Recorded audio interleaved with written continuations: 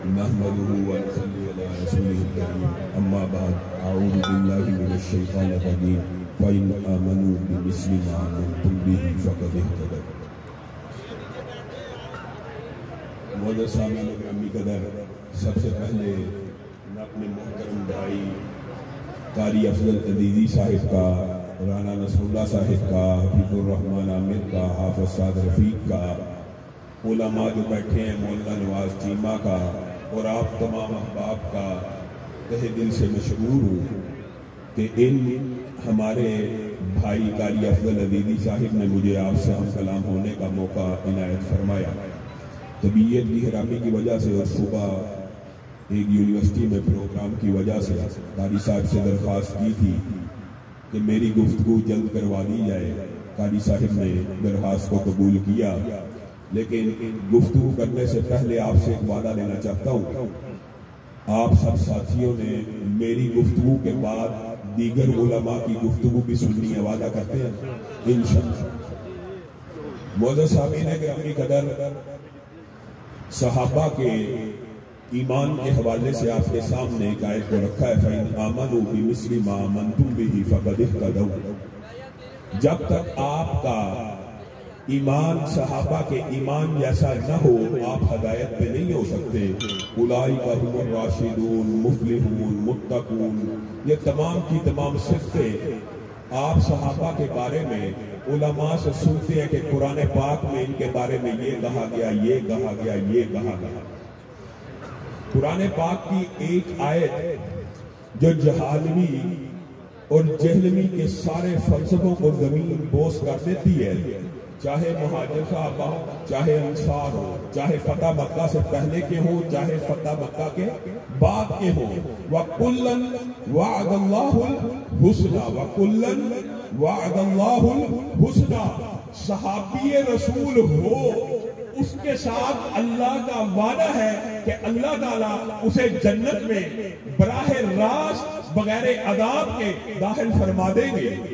آپ مجھے ایک بات بتلائیے کہ رسول اللہ صلی اللہ علیہ وسلم کی صحابیت کا شرف کس قدر بلند ہوگا کہ ان میں سے کسی ایک نے اگر صرف ایک سیکنڈ، مثال نہ سمجھا رہا ہوں، ایک سیکنڈ نبی کی مصاحبت میں گزارا حالت ایمان میں، تو رسول اللہ صلی اللہ علیہ وسلم کی اس موضوع کے اوپر جتنی احادیث ہیں ان کی آپ ان کا مفہوم اگر بیان کرنا چاہیں تو وہ یہ ہے کہ ایک لمحہ بھی جس نے رسول اللہ صلی اللہ علیہ وسلم کے ساتھ گزارا حالت ایمان میں، جس آنکھ نے رسول اللہ صلی اللہ علیہ وسلم کا دیدار کر لیا حالت ایمان میں، اس آنکھ کے اوپر اللہ رب العزت نے جہنم کی آگ کو حرام کر دیا۔ یہ کتنا بڑا شرف ہے، یہ کتنی بڑی فضیلت ہے، لیکن حدیث کے اگلے ٹکڑوں کی طرف آپ نے غور نہیں کیا۔ چلو یہ تو وہ تھے کہ جن کی آنکھوں نے رسول اللہ کو چوما، جن کی نظروں نے رسول اللہ کے رخساروں کا، رسول اللہ کے چہرے کا بوسہ دیا، ان آنکھوں کے اوپر تو جہنم کی آگ حرام ہو گئی، لیکن اگلے ٹکڑوں پہ آپ نے غور نہیں کیا۔ یہ آنکھیں اتنی مبارک ہیں، اتنی مقدس ہیں کہ ان آنکھوں کا جن آنکھوں نے دیدار کر لیا، ان آنکھوں کے اوپر بھی جہنم کی آگ کو حرام کر دیا گیا۔ یعنی صحابہ کی آنکھوں کا دیدار کرنے والے، صحابہ کے چہروں کا دیدار کرنے والے، ان کے اوپر بھی جہنم کی آگ کو حرام کر دیا گیا۔ کس وجہ سے؟ یہ صحابیت کا اثر ہے جو منتقل ہو رہا ہے۔ میرے بھائیوں، ہم کہاں، ہماری حیثیت کیا ہے، ہماری اوقات کیا ہے، وہ صحابہ کا ایک سٹیٹس ہے۔ بعض لوگ آپ کو مغالطہ ڈالتے ہیں کہ فتح مکہ سے پہلے ایسے تھا، فتح مکہ کے بعد کے صحابیوں کا یہ درجہ ہے۔ کوئی بھی صحابی ہو، ایک حدیث اگر سمجھ آ جائے، رسول اللہ صلی اللہ علیہ وسلم نے فرمایا میرا کوئی صحابی، اس سے مراد یہ نہیں ہے کہ بدری ہو، احد سے پہلے ہو، فتح مکہ سے پہلے ہو، فتح مکہ کے بعد ہو، میرا کوئی بھی صحابی، یعنی جس نے صرف ایک سیکنڈ، ایک لمحہ یا ایک مرتبہ رسول اللہ کا دیدار کیا، چاہے حجۃ الوداع کے موقع پہ کیا، چاہے ایک مرتبہ کیا، اس کے بعد وہ کبھی چاہے رسول اللہ کی بارگاہ میں حاضر نہ ہوا. حدیث کے الفاظ ہیں، رسول اللہ صلی اللہ علیہ وسلم نے کہا تم میرے صحابہ کے بارے میں، یہ حدیثیں بھی متعدد ہیں، علماء نے آپ کے سامنے رکھی ہیں، کہ جو صحابی رسول کو برا گئے اس کے اوپر فرشتوں کی، رسولوں کی لعنت ہوتی ہے. رسول اللہ یہ مقام و مرتبہ آپ کو ایک اور انداز میں سمجھا رہے ہیں کہ میرے صحابی کے ساتھ موازنہ، میرے صحابی کے ساتھ مقابلہ کبھی سوچنا بھی نہ. کیا مثال دی، کتنی خوبصورت مثال ہے. اللہ کرے آپ کے دل میں یہ بات اتر جائے، اور جو گمراہی کے اوپر چلنے والے لوگ ہیں اللہ ان کو ہدایت دے دے. رسول اللہ صلی اللہ علیہ وسلم نے فرمایا تم میں سے، یعنی میرے صحابہ کے بعد آنے والوں میں سے کوئی شخص کھڑا ہو، وہ کیا کرے؟ سونے اور چاندی کے پہاڑ اللہ کی بارگاہ میں خرچ کرے. پھر ایک کھڑا ہو وہ ہیرے جواہرات کے کر دے، پھر ایک کھڑا ہو کرنسی کے کر دے، پھر ایک کھڑا ہو درہم و دینار کے کر دے. کتنے کتنے پہاڑ!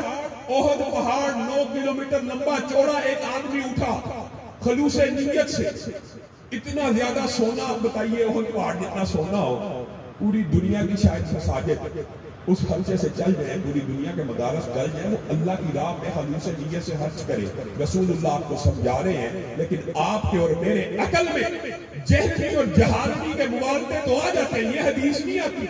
رسول اللہ صلی اللہ علیہ وسلم نے فرمایا احد پہاڑ جتنا سونا چاندی کیوں نہ، مفہوم ہیرے جواہرات کیوں نہ ہو، کرنسی کیوں نہ ہو، درہم و دینار کیوں نہ ہو، وہ بندہ اجر و ثواب میں میرے کسی ایک صحابی کے آدھ ہاتھ کے خرچ کیے ہوئے سونے کے برابر، چاندی کے برابر، کرنسی کے برابر نہیں، میرے کسی بھی صحابی کے آدھ ہاتھ خرچ کیے گئے جو کے برابر، غلے کے برابر. مراد یہ ہے آٹے کے برابر، چینی چاول کے برابر.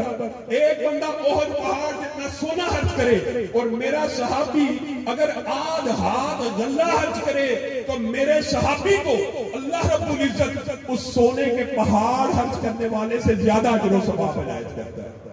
بتائیے سونے کا پہاڑ خرچ کرنے والا صحابی کے ایک آدھ ہاتھ آدھ مد کا غلہ جو ہے اس کا بھی مقابلہ نہیں کر سکتا. اور یہاں سے کوئی اٹھے سیدنا امیر معاویہ کے اوپر ہردہ سرائی کرنا شروع کر دے، وہ جہلم کا مرزا اللہ کے فضل و کرم سے آپ لوگوں کے ساتھ کی وجہ سے اس کے اوپر مقدمہ درج ہے، تحقیق ہو رہی ہے، ایف آئی اے میں کیس لگا ہے. انشاءاللہ اس کو سزا دلوا کے چھوڑے گے انشاءاللہ. جو اس نے توہین کی ہے، جو سیدنا معاویہ کے بارے میں ہردہ سرائی کرتا ہے، آپ مجھے ایک بات بتلائیے. ہائے امام ابن تیمیہ کس وقت یاد آئے، ان کا عجیب و غریب قول ہے. انہوں نے کہا رافضی اور ان کے جو گماشتے ہیں یہ یہودیوں اور عیسائیوں سے بدتر ہے. وجہ یہودیوں عیسائیوں سے بدتر کیسے ہو سکتا ہے؟ ابن تیمیہ نے کہا اس لیے ہو سکتا ہے، اس لیے ہے کہ یہودیوں میں سے بھی کسی یہودی کو یہ جرأت نہ ہوگی کہ موسیٰ کے ساتھیوں کو برا کہہ سکے. عیسائیوں میں سے کسی عیسائی نے یہ گناہ نہیں کیا، یہ حرکت بد نہیں کی کہ عیسیٰ کے کسی ساتھی کو برا کہہ سکے. اور امت کے اندر ایک گروہ پیدا ہو گیا، رسول اللہ صلی اللہ علیہ وسلم کے دو سسر بھی برے، رسول اللہ کے داماد بھی برے، رسول اللہ کی بیویاں بھی بری، رسول اللہ کے رشتہ دار بھی برے. یہ کس قسم کا عقیدہ ہے؟ یہ کس قسم کا مغالطہ ہے؟ یہ وہ رافضی فکر ہے کہ یہ لوگ، رسول اللہ صلی اللہ علیہ وسلم نے یہ بھی فرمایا تھا کہ عالم ارواح میں اللہ رب العزت نے آدم کے بیٹے کے سینوں کو ٹٹولا، دلوں کو ٹٹولا، پھر کائنات کے جو سب سے مقدس اور محترم دل تھے ان کے اوپر نبوت کے تاج کو سجا دیا، اور ان دلوں میں سے جو سب سے متقی تھا، جو سب سے پاکیزہ تھا، جو سب سے اعلیٰ تھا، جو سب سے عرفہ تھا، اس کے سر کے اوپر ختم نبوت کا تاج رکھ دیا. یہ تو بات ہوگی نبیوں کی. اس کے بعد اولاد آدم میں سے ہر دل کو ٹٹولا گیا. نبیوں کے بعد سب سے مقدس اور مطہر دل جن کے اللہ نے پائے، اللہ نے انہیں میرا صحابہ بنا دیا، کسی کو وزیر بنا دیا، کسی کو مشیر بنا دیا، کسی کو سسر بنا دیا، کسی کو داماد بنا دیا. سسر ابو بکر، عمر، ابو سفیان اور میرے بھائیوں یہ آپ کو مبالغہ دیتا ہے کہ جھگڑا سیدنا امیر معاویہ کا ہے. اللہ کی قسم آپ رافضی فکر کو اٹھا کے دیکھیں کیا سیدنا معاویہ کا جھگڑا؟ ان کی زبان کے شر سے تو امی عائشہ نہیں بچی, امی حفصہ نہیں بچی, ابو بکر و عمر نہیں بچے. یہ سہولت کاری یہ کس لیے کی جا رہی ہے؟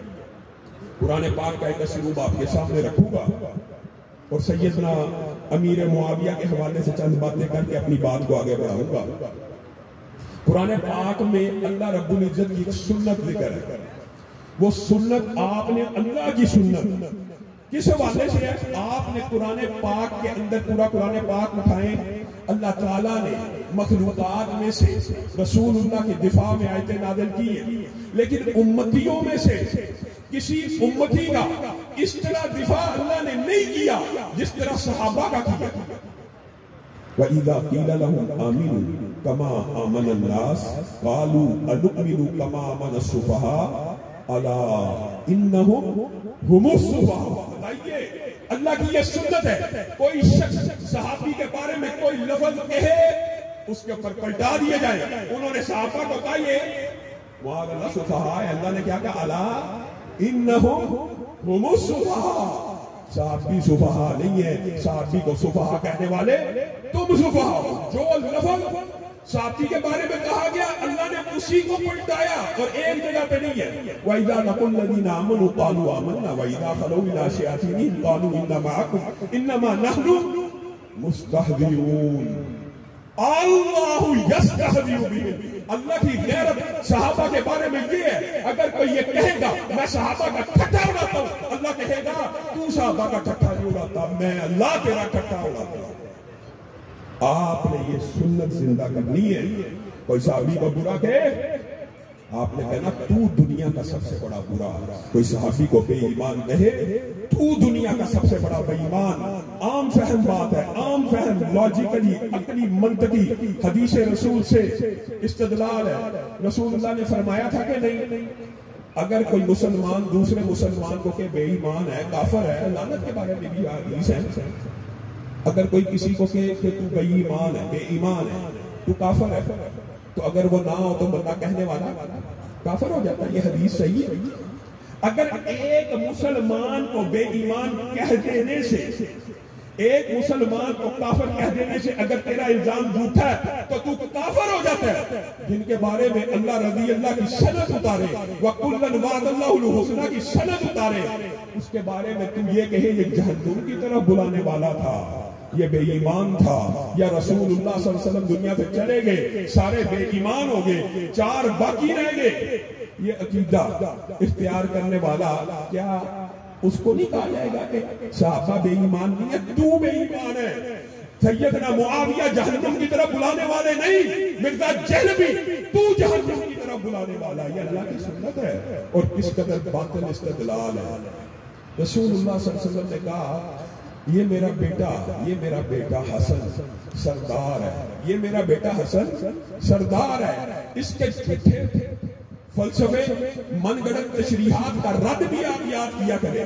رسول اللہ نے کہا یہ میرا بیٹا حسن سردار ہے. کیوں سردار ہے؟ کیوں سردار ہے؟ یہ میرا بیٹا ان قریب اس حدیث کے الفاظ کے پر آپ غور کریں تو مرزا جہلوی کا وہ سارا پراپگنڈا اور مغالطہ زمین بوس ہو جائے گا. ان قریب فیعتین عظیمتین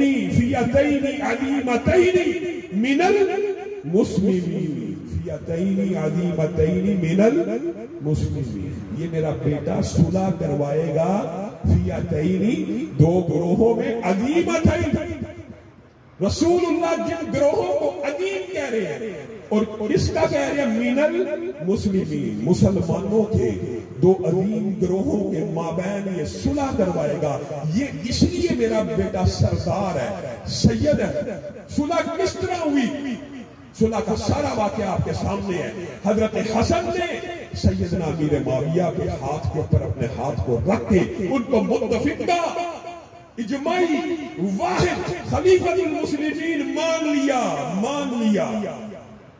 سیدنا حسن نے ان کو بڑا مان لیا, ان کو خلیفہ مان لیا جو جہنم کی طرف بلانے والے تھے.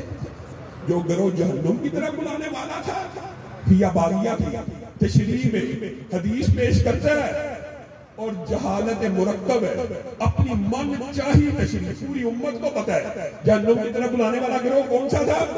خارجیوں کا گروہ تھا، خارجیوں کا گروہ جہنم کی طرف بلانے والا تھا۔ اور آپ کو ایک عجیب بات بتاؤں ضمنی طور پہ، پھر میں بات کو آگے بڑھاؤں گا۔ آپ مجھے بتائیے، حضرت زبیر عشرہ مبشرہ میں سے حوالی رسول، حضرت طلحہ عشرہ مبشرہ اور رسول اللہ صلی اللہ علیہ وسلم پر جنت کی بشارتیں لینے والے، طلحہ اور زبیر شہید ہوئے۔ جو عشرہ مبشرہ کیا لقب پانے والے ہیں وہ شہید ہوئے کس کے لشکر کی طرف سے؟ میں صرف الزامی ایک بات کر رہا ہوں، کس کے لشکر کی طرف سے؟ سیدنا علی کے لشکر کی طرف سے۔ حتیٰ کہ وہ قاتل سیدنا زبیر کا جب سر مبارک لے کے حضرت علی کے پاس آیا تو حضرت علی نے اس کو داد نہیں دی، کیا کہا تھا؟ اے زبیر کے قاتل، تجھے جہنم کی بشارت ہو، کیونکہ میں نے رسول اللہ سے سنا تھا ہر نبی کا ایک حواری ہوتا ہے اور میرا حواری زبیر ہے۔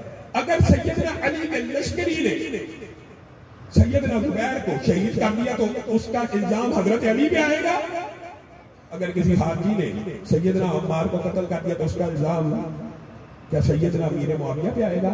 یا تو ترازو قائم کرنا چاہتے ہو تو کرو، اگر ان کے لشکر نے کیا مجرم وہ ہیں، تو ان کے لشکر نے کیا تو مجرم یہ ہے۔ معاذ اللہ، ہمارا یہ اہل سنت کا عقیدہ نہیں، خارجیوں کا گروہ تھا، فتنہ بازوں کا گروہ تھا۔ اور سیدنا امیر معاویہ، ان کے ذاتی فضائل رسول اللہ صلی اللہ علیہ وسلم سے ثابت ہے۔ رسول اللہ صلی اللہ علیہ وسلم نے فرمایا اللہم اجعلہ ہادیا و مہدیا واہدی بہ۔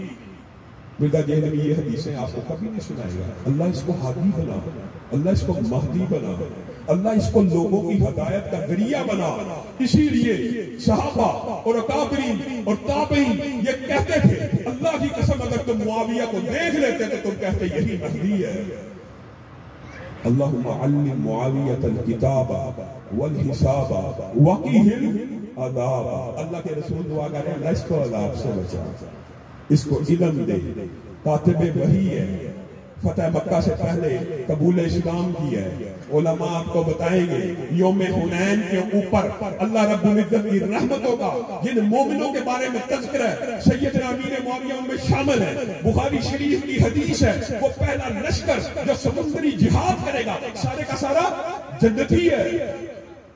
اس کے اڈمیرل کون ہے؟ اس کے امیر البحر کون ہے؟ سیدنا امیر معاویہ معین طور کے اوپر بھی جنتی ہے۔ رسول اللہ کہہ رہے ہیں وہ پورے کا پورا لشکر جنتی ہے، اور مرزا دہلوی کہہ رہا ہے یہ جہنم کی طرف بلانے والے۔ ام حرام بنت ملحان کے گھر رسول اللہ سو گئے، اچانک بیدار ہوئے، ہنس رہے ہیں خوشی سے، مسرت سے، کھلکھلا رہے ہیں، مسکراہٹ والے ہیں۔ ام حرام بنت ملحان رسول اللہ کے بغل کے چہرے کو دیکھ کے کہتی ہے اللہ کے رسول یہ خوشی یہ کس وجہ سے؟ کہا میں نے دیکھا ہے میری امت میں کچھ لوگ سمندر میں تختے ڈالے ہوئے جہاد فی سبیل اللہ کر رہے ہیں۔ ام حرام بنت ملحان کہتی ہیں اللہ کے رسول میری بھی دعا کیجیے میں بھی اس جہادی مارکے میں شریک ہو جاؤں اور اس میں شہادت کا رتبہ پالوں۔ رسول اللہ صلی اللہ علیہ وسلم نے دعا کی، دوبارہ خواب آئی۔ ام حرام نے پھر پوچھا، رسول اللہ صلی اللہ علیہ وسلم نے دوبارہ ایک فضیلت بیان کی جس کا ہمارے موضوع سے تعلق نہیں، تو ام حرام نے کہا اللہ کے رسول اس میں شامل ہو جاؤ۔ کہا نہیں، آپ پہلے میں شامل ہو چکی ہیں اور آپ کو آپ کی زندگی میں شہیدہ بہر کہا جاتا تھا۔ وہ لشکر کس نے روانہ کیا؟ کس کے دور میں روانہ ہوا؟ امیر البحر سیدنا امیر معاویہ کے دور میں ہوا۔ یہ وہی امیر معاویہ ہیں جن کے بارے میں یہ مرزا دہلوی ہردہ سرائی کرتا ہے، جنہوں نے وصیت کی تھی کہ جب میں فوت ہو جاؤں میرے کفن کے اندر رسول اللہ کے ناخن بھی رکھ دینا، رسول اللہ کے بال بھی رکھ دینا۔ یہ اس قبر کے اوپر عذاب کا قاعدہ ہے۔ کیسی باتیں کرتے ہیں صحابہ کے بارے میں؟ انسان کو اپنی زبان کو لگام دینی چاہیے۔ کچھ باتیں باقی علماء آپ سے باتیں کریں گے، لیکن کچھ بات میں اسلامی نظام کے حوالے سے اور تحریک کے حوالے سے بھی کرنا چاہتا ہوں۔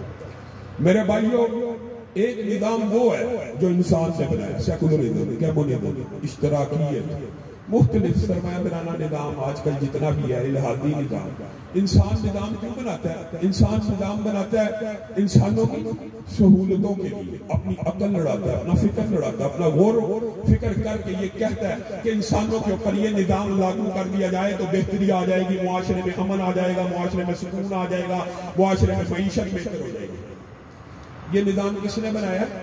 مخلوق نے۔ ہم سب جو ایتھیسٹ ہوتا ہے نا، ملحد بے ایمان، جو اللہ کے اوپر ایمان نہیں رکھتا، وہ بھی اس بات کا اقرار کرتا ہے میں مخلوق ہوں، وہ بھی کہتا ہے میں مخلوق ہوں، خالق نہیں ہے۔ اور اگرچہ رب کا ان تصورات میں انکار کرتا ہے، لیکن پوری دنیا کے اندر دو باتیں متفق ہیں، ایک موت کا انکار ملحد بھی نہیں کر سکتا، ایک مخلوق ہونے کا انکار ملحد بھی نہیں کر سکتا۔ ہم تو اللہ کے فضل سے کیا ہیں؟ مسلمان۔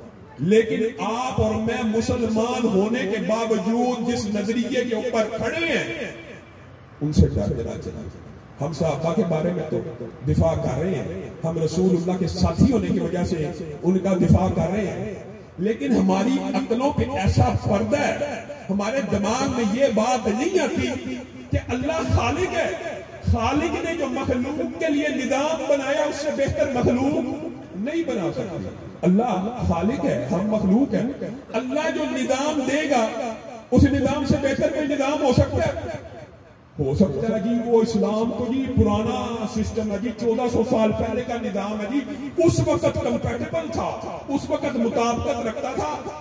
اب اشتراکیت ہونی چاہیے، اب کمیونزم ہونا چاہیے، اب سیکولرزم ہونا چاہیے، اب سرمایہ دارانہ نظام ہونا چاہیے۔ یہ مغالطہ اپنے ذہن سے نکال دیجئے۔ آپ کو بعین اسی طرح گمراہ کیا جا رہا ہے جس طرح یورپ کے اندر سے ریاست میں سے دین کو دیش نکالا دیا گیا، دین اور ریاست کو الگ کیا گیا۔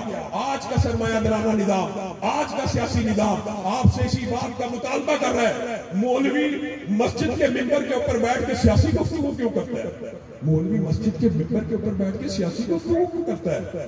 سیاسی گفتگو کس کو کرنی چاہیے؟ چور کو کرنی چاہیے، لٹیرے کو کرنی چاہیے، جگیردار اور وڈیروں کو کرنی چاہیے۔ اور رسول اللہ صلی اللہ علیہ وسلم نے فرمایا تھا بنی اسرائیل میں سیاسی لیڈر بھی ان کے نبی ہوا کرتے تھے، ایک نبی جاتا تھا دوسرا آ جاتا تھا، قائد لیڈر بن جاتا تھا۔ میری امت میں نبی نہیں آئے گا، رسول اللہ کی امت میں نبی آ سکتا نہیں آ سکتا، میری امت میں نبی نہیں آئیں گے، لیکن میری امت میں میرے وارث آئیں گے، میری امت میں میرے وارث آئیں گے۔ میری امت میں میرے وارث کون ہوں گے بتائیے؟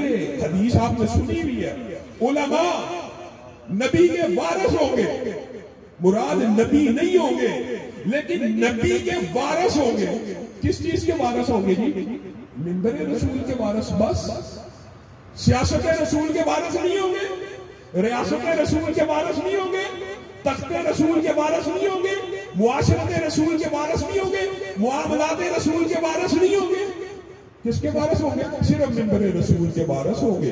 منبر رسول پہ تو اور میں متفق ہیں، زانی کھڑا نہ ہو، شرابی کھڑا نہ ہو، اگر کھڑا ہو جائے اس کو منبر سے اتار دیا جاتا ہے۔ آپ دوبارہ کریں گے کہ منبر رسول کے اوپر کوئی زانی کھڑا ہو؟ اللہ کا شکر ہے اتنا ایمان باقی ہے، لیکن صرف اتنا ہی باقی ہے۔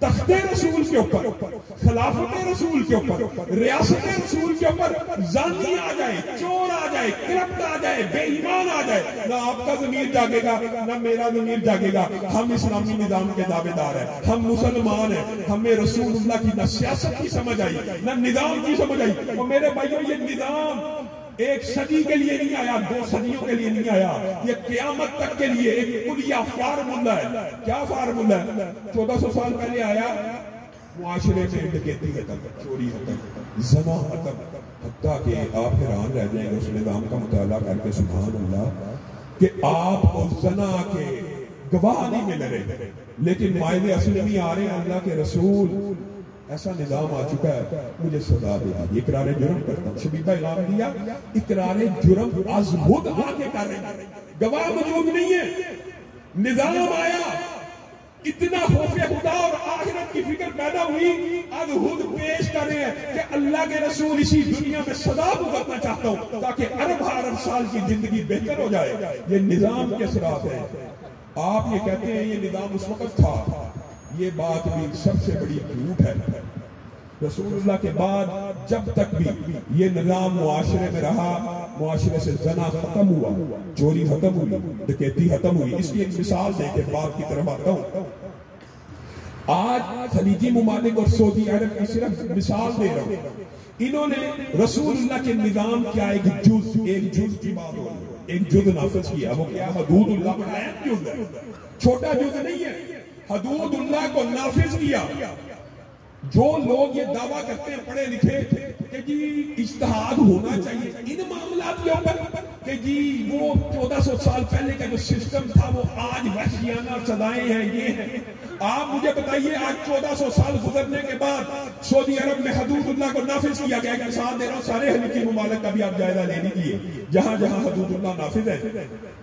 آپ اٹھائیے گوگل، آج کل تو کوئی جھوٹ نہیں بول سکتا، آپ سرچ کیجئے سعودی عرب میں پورے ایک سال میں جتنے جرائم ہوتے ہیں ملا کر، چوری ڈکیتی قتل زنا ہر قسم کا جرم ملا کر ایک دن میں سعودی عرب میں جتنے جرم ہوتے ہیں، ایک سال میں سعودی عرب میں جتنے جرم ہوتے ہیں وہ نیو یارک میں ایک دن کے جرائم سے کم ہے.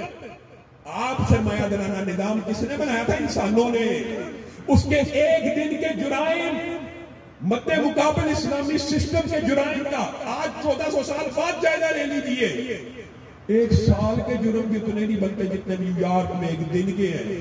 آپ کو کس نے مغالطہ ڈال دیا کہ مسجد کا مولوی مسجد میں تو آگے کھڑا ہوگا، آگے کھڑا ہوتا ہے کہ پیچھے کھڑا ہوتا ہے؟ عالم دین نہ بھی ہو، قاری ہو، قرآن کو تلاوت کرنے والا آگے کھڑا ہوتا ہے کہ پیچھے؟ آگے کھڑا ہوتا ہے. آپ اور میں اپنے مدارس کے اندر بچوں کو اس لیے بھیجتے ہیں کہ دین کا طالب علم بن جائے گا، رہنما بننے کے لیے، مقتدا بننے کے لیے، پیشوا اور رہبر بننے کے لیے. لیکن جب وہ دین کا مکمل طالب علم بن جائے گا، باہر نکل کے نعرہ لگائے گا نواز شریف زندہ باد، عمران خان زندہ باد. دین کا طالب علم اس لیے بنایا گیا. دین کا طالب علم علماء انبیاء کے جو وارث ہیں، تخت کے وارث نہیں ہے، سیاست کے وارث نہیں ہے، معاشرت اور معاملات کے وارث نہیں ہے. کیا علماء کو یہ بات زیب دیتی ہے کہ نظام مصطفیٰ، نظام اسلام کے مد مقابل آپ کس کے بچے؟ میں نون لیگ کا بندہ. آپ کس کے بچے؟ میں پی ٹی آئی. آپ بھٹو. اللہ کے بندے کہاں ہیں؟ اللہ کے نظام کے لیے کھڑے ہونے والے لوگ کہاں ہیں؟ اللہ کی قسم یہ ایک ایسا کلیہ اور فارمولا ہے. ایک فارمولا ہوتا ہے، ایک دفعہ لیبارٹری میں ٹیسٹ کیا جائے H2O، 2 ہائیڈروجن ایٹم ہو، ایک آکسیجن ایٹم ہو، ہمیشہ کیا بنے گا؟ پانی بنے گا. ہمیشہ 1400 سال پہلے بھی پانی بنے گا، 1400 سال بعد بھی پانی بنے گا. اسلامی نظام بھی جب بھی آئے گا معاشرے سے زنا کو ختم کرے گا، چوری کو ختم کرے گا، ڈکیتی کو ختم کرے گا، معیشت کو اتنا اوپر لے جائے گا. میں اور آپ ہاتھوں میں زکات لے کے پھر رہے ہوں گے، لینے والا نہیں ملے گا. لیکن عقل پہ پردہ سرمایہ دارانہ نظام نے، سیکولر نظام نے آپ کے ووٹوں کو حاصل کرنے کے لیے آپ کے دماغ میں یہ مغالطہ ڈال دیا مولوی سیاست ہی کوئی کام نہیں. مولوی سیاست نہ کرے. مولوی کا یہ پیراڈائم نہیں ہے، مولوی کا یہ باب نہیں ہے. مولوی عالم اس میں داخل نہ ہو تاکہ ساری زندگی تم جاہلوں کے پیچھے لگے رہو، جاہلوں کے نعرے لگاتے رہو، جاہلوں کو ووٹ دیتے رہو. کب جاگو گے؟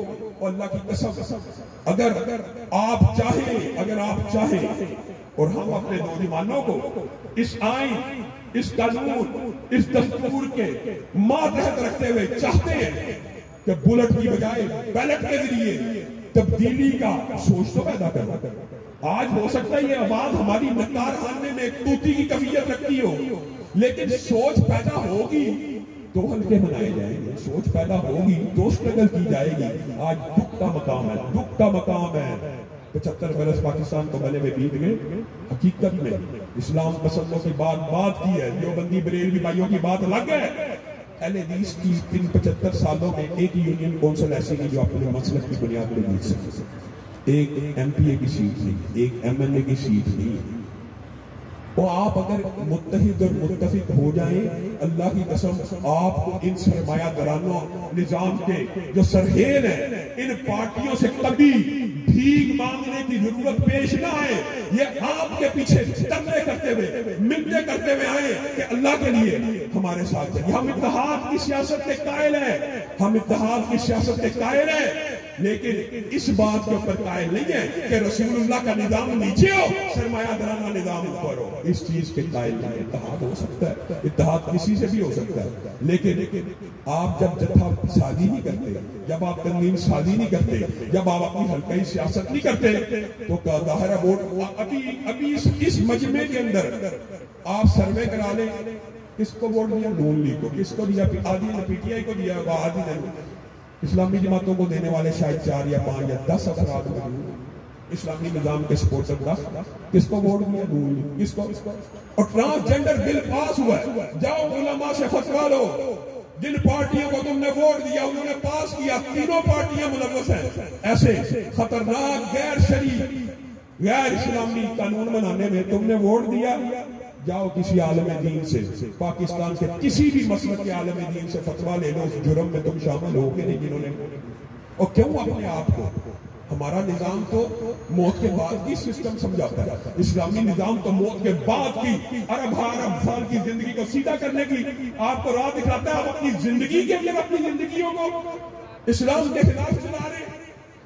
کوئی عمران خان زندہ باد کے نعرے لگا رہا ہے, کوئی نواز شریف زندہ باد کے نعرے لگا رہا ہے. اسلام زندہ باد, رسول اللہ زندہ باد کے نعرے کب لگیں گے؟ یہ وطن کے دھرتی 75 سال قبل اسلامی سسٹم بنانے کے لیے بنی تھی کہ سرمایہ دارانوں کو سیٹیں دینے کے لیے بنی تھی.